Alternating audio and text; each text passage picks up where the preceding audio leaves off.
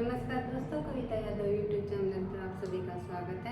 जैसा कि आप लोगों को पता है, हमारी तैयारी चली हुई है टीजीटी पीजीटी हिंदी विषय से संबंधित परीक्षाओं के लिए। हमारा टॉपिक चला हुआ है हिंदी साहित्य का इतिहास। हिंदी साहित्य के इतिहास के अंतर्गत हमने हिंदी साहित्य लेखन परंपरा को पढ़ा।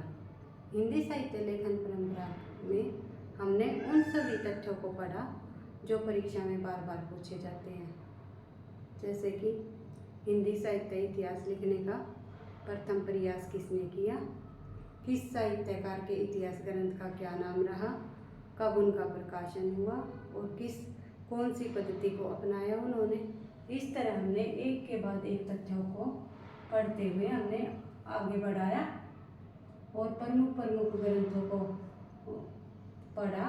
और उसके बाद हमने हिंदी साहित्य का काल विभाजन पिछली क्लास में शुरू किया हुआ था कि किस प्रकार इतिहासकारों ने अपना जो हिंदी साहित्य का इतिहास ग्रंथ उन्होंने लिखा, उसके अंतर्गत काल विभाजन व नामकरण क्या किए, किस नाम से किया और किस प्रकार से किया और किस समय अवधि के अनुसार किया।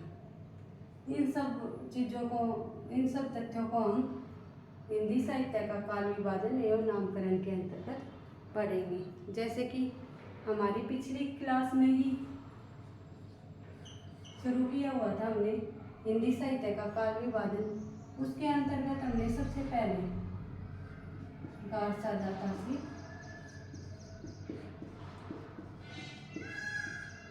दातासी इतिहास ग्रंथकार को हमने पढ़ा, जिन्होंने हिंदी साहित्य का इतिहास ग्रंथ लिखने का प्रथम प्रयास किया था, जो कि एक फ्रेंच भाषा में था।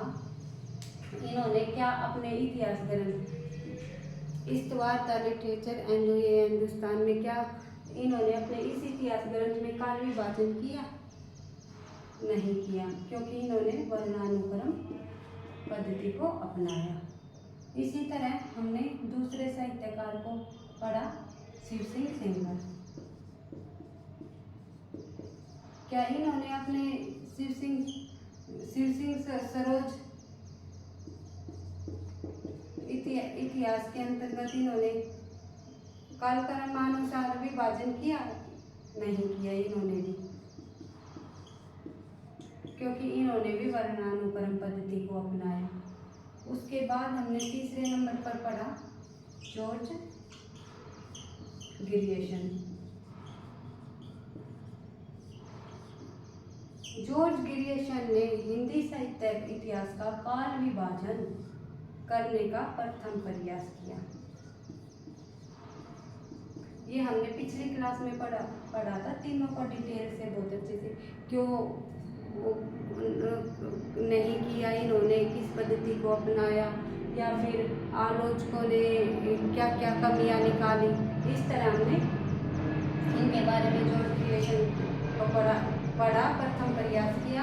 आलोचकों ने 2 कारण बताए जो इन्होंने अपना जो इतिहास ग्रंथ the modern vernacular literature of Hindustan, उसके अंतर्गत इन्होंने 11 भागों में अध्यायों को बांटा और आलोचकों ने उन्हें अध्यायों की संख्या अधिक होने का एक कारण ये बताया, और दूसरा कारण उन्होंने बताया वैज्ञानिकता का अभाव। इस तरह हमने पिछली क्लास में डिटेल से इन कवियों और इनके ग्रंथ, काल विभाजन ग्रंथ के बारे में, नामकरण के बारे में डिटेल से पढ़ते हुए, समझते हुए, थोड़ा थोड़ा आगे बढ़ते हुए हमने बात की थी मिश्र बंधुओं की। मिश्र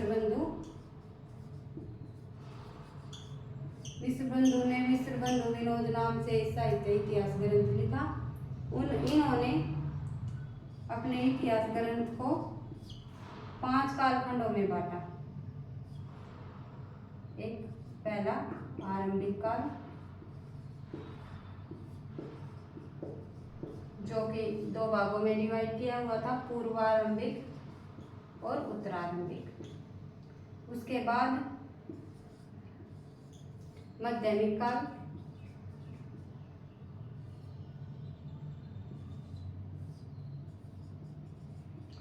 पूर्व माध्यमिक और प्रौढ़ माध्यमिक।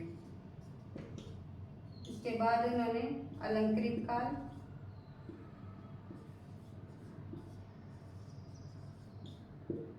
पूर्व अलंकृत और उत्तर अलंकृत, इस तरह।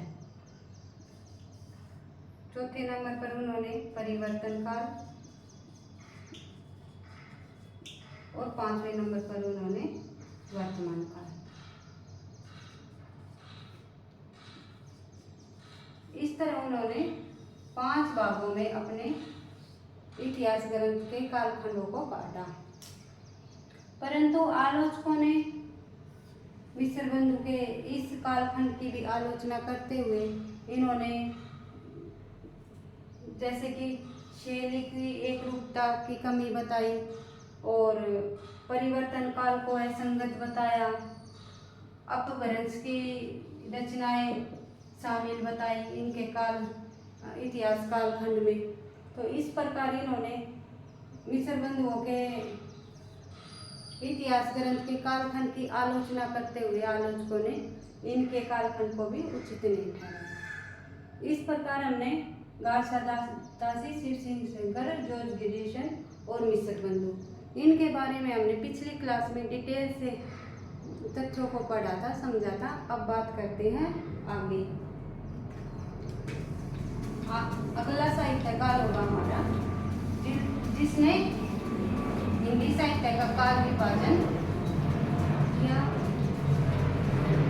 वो साहित्यकार होगा हमारा आचार्य रामचंद्र शुक्ल।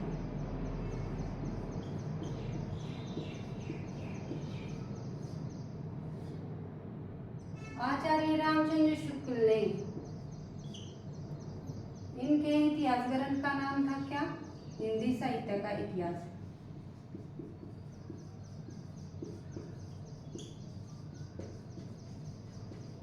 जो कि 1929 ईस्वी में प्रकाशित हुआ था। इस ग्रंथ के अंतर्गत इन्होंने हिंदी साहित्य का काल विभाजन 4 भागों में किया। प्रथम आदिकाल,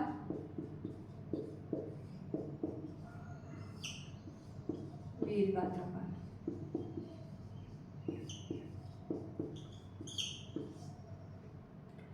आचार्य रामचंद्र शुक्ल ने भाई दोहरे नामकरण की प्रवृत्ति को अपनाया है।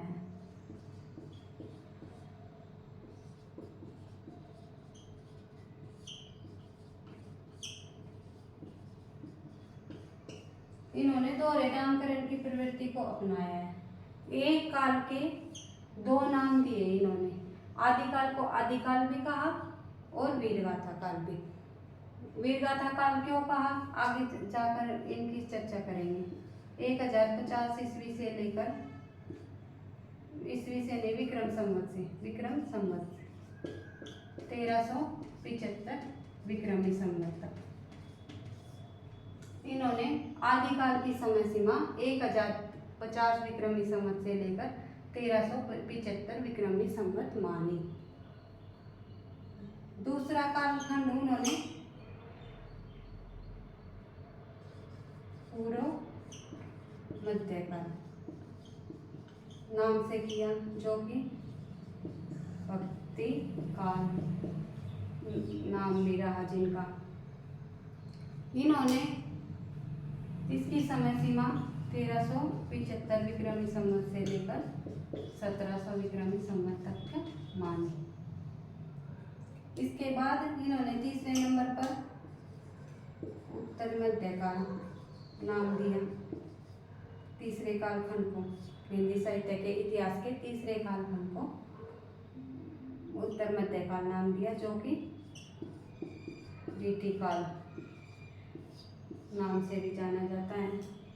इसकी समय सीमा इन्होंने बताई 1700 विक्रमी संवत से लेकर के 1900 विक्रमी संवत।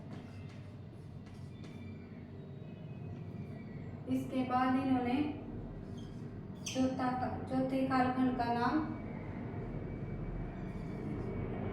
आधुनिक काल नाम दिया। इन्होंने गद्यकाल भी कहा। इसकी समय सीमा इन्होंने 1900 विक्रमी संवत से लेकर के अब तक।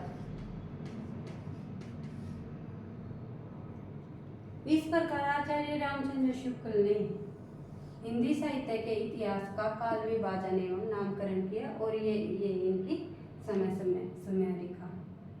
जैसे कि पहले नंबर पर देखते हैं हम आदिकाल को वीरगाथा काल का 1050 से विक्रमी संवत से लेकर 1375 विक्रमी संवत।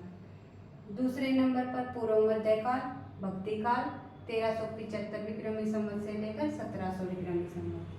तीसरे नंबर पर उत्तर मध्यकाल प्रीतिकाल 1700 विक्रमी संवत से लेकर 1900 विक्रमी संवत। चौथे नंबर पर आधुनिक काल, जो कि उन्होंने गद्यकाल भी कहा, 1900 विक्रमी संवत से लेकर अब तक। इस प्रकार आचार्य रामचंद्र शुक्ल ने अपने हिंदी साहित्य के इतिहास को 4 कालखंडों में बांटा और उन्होंने एक के नाम के साथ दूसरा नाम भी देकर दोहरी नामकरण की प्रवृत्ति को अपनाया। अब बात करते हैं क्या आलोचकों ने इनके जो इतिहास ग्रंथ को कालखंडों में विभाजन जो इन्होंने किया इनको उचित ठहराया या नहीं ठहराया।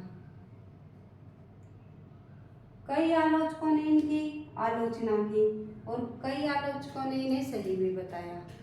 आलोचना करने वाला जो आलोचक रहा वो रहा आचार्य हजारी प्रसाद द्विवेदी।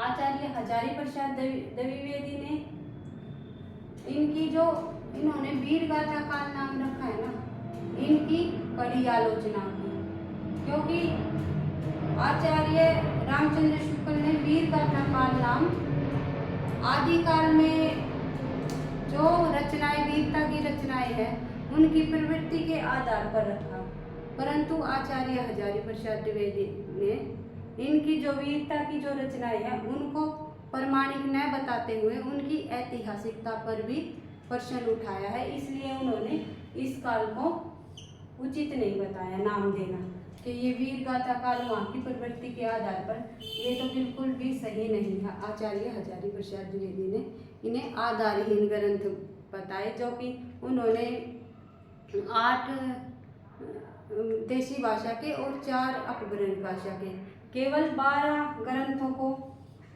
वीरता की श्रेणी में रखते हुए आचार्य रामचंद्र शुक्ल ने इन्हीं के आधार पर वीरगाथा काल नाम दिया था, जो कि हजारी प्रसाद द्विवेदी ने इन 12 ग्रंथों को आधारहीन बताया और उनकी ऐतिहासिकता पर प्रश्न चिन्ह लगाया। इस प्रकार आचार्य रामचंद्र शुक्ल के इतिहास कालखंड की भी आलोचना की गई।